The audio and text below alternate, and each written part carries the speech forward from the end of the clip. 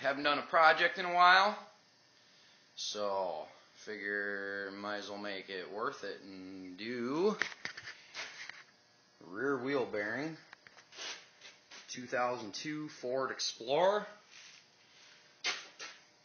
This bad boy has to go in there. It's a press-in bearing, and guess what? Both sides are bad. So we're going to get started here with probably getting a light. But the caliper here, there's two 10mm bolts on the back. We're going to start getting them off, getting this track bar, the toll bar, whatever you want to call it, off, popping this upper ball joint, get that out so we can get this whole spindle to tilt out. So this axle here will slide out of this center flange, and then we got this nice hub grappler kit, which is loaded with adapters to press that all in and out. It's an 02 Ford Explorer, 4-door, not an all-wheel drive. When you work on these, you want to pay attention to these coil springs right here. They like to break.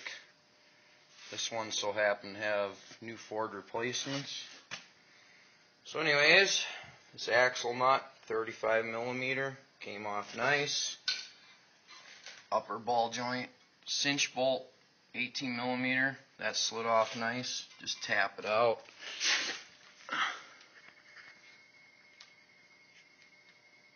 Another 18mm cinch bolt, that one came off. And then we'll tap these bolts out, go from there. You can see the parking brake shoes are completely gone. So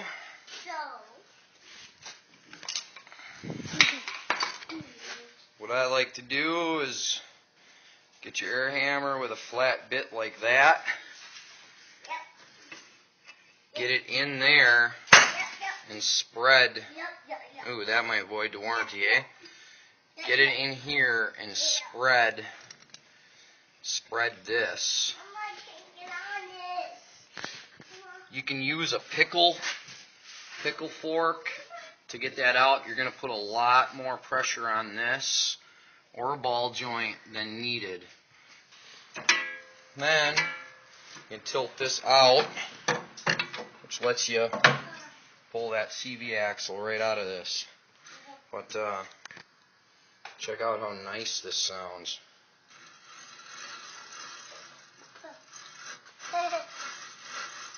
What do you think, Billy?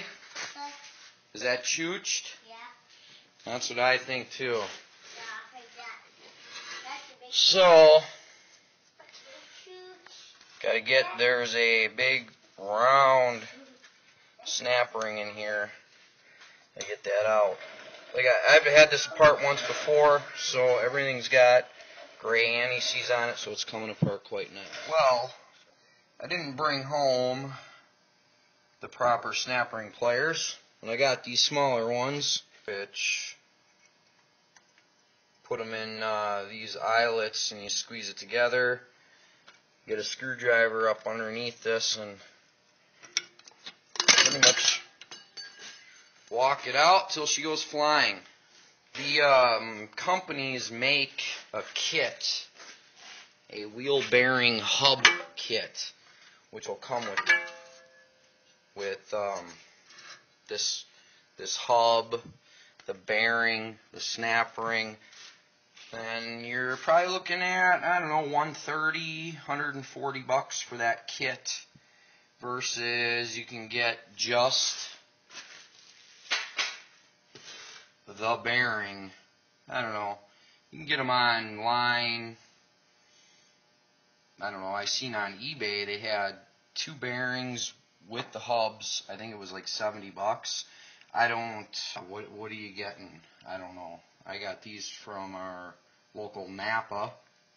So these aren't the premium bearings. So you can get just the bearing between $50, $60, $70, $80, depending on what part store you go to. Normally you would put this whole spindle assembly in the press and start pressing this out, but I said that's what that is for. It's like a clam. You want to hook it behind the hub. There is a nice OTC makes this grappler. You can call it a hub shark, etc., etc., and it's got all different, vehicle applications in here. You can go through the book and read it and know which adapters to use and such. Word of advice, with any puller, anything, put anti-seize on this big bolt. Anti-seize, oil, something. So this will go through here, and then I'll find the right, I'm going to call it a puck. Got the compressor running in the background. So this 1 inch socket fits that. This is 1.25 inches. So I already started pulling this apart.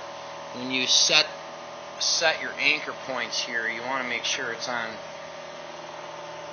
your strongest point. Pulling that out.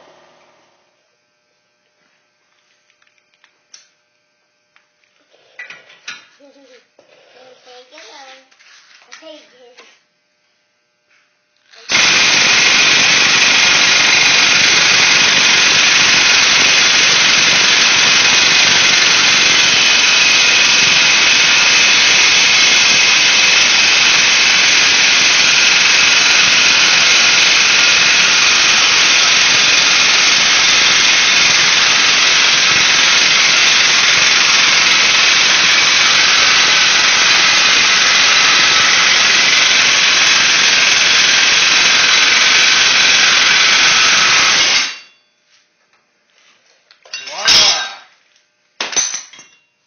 Now you can see the importance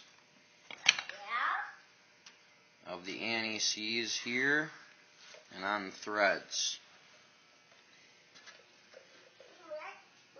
And that bearing is huge.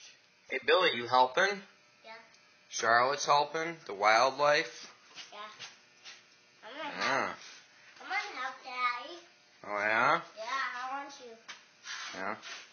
Okay, we gotta figure out which one of these, Yeah. And one of these. which you call it a receiving cup, it's gonna go on the back side of here, and then we're gonna cap it and put that long bolt back through. What up, buddy? The sockets? Yeah? Yeah, the sockets. And is that your director chair? Yeah. Yeah? Yeah. Is that where you shout orders from? Yeah. Yeah. So we got the bolt, the adapter, put it through, the receiver cup, another adapter, which all these parts are laser etched. So if you want to look in that OTC book that comes with it, there's another laser etch. And that thing's totally full of different make and model vehicles. Yeah, this one doesn't have to go on, but I'm just putting it on anyways. Another rotating part. Everything's still got plenty of anti-seize on there.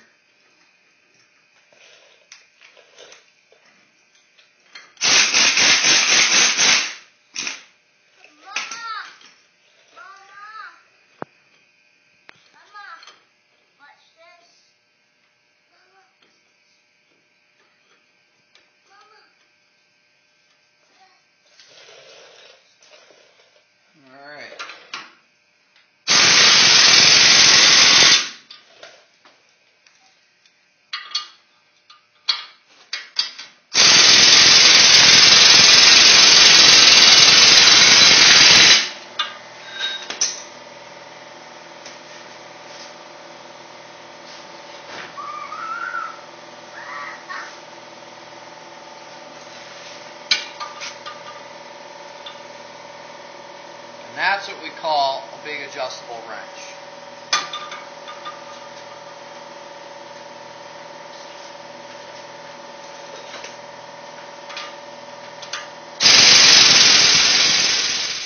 Okie dokie.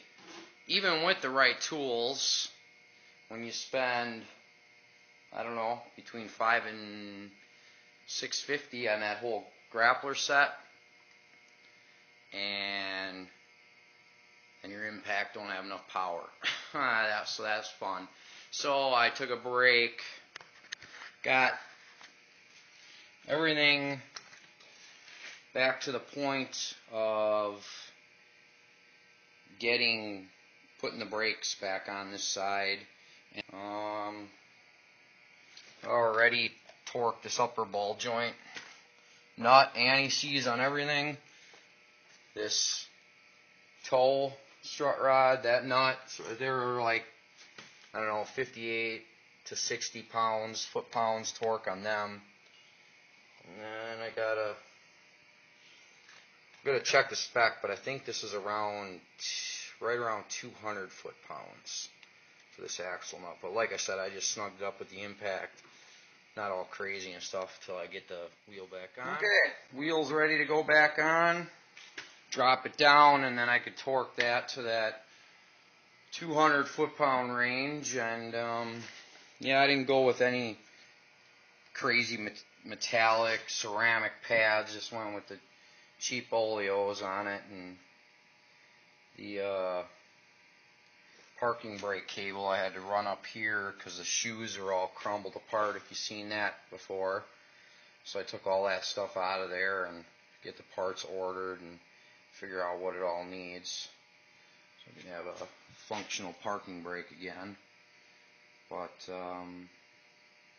yeah, so as I was saying before, you have that expensive tool and then you're using some cheap piece of crap impact, which I forgot to bring home my good one, so I don't run into this situation again. But I still got to do the other side, and I don't know if I'm going to tackle that tonight or not.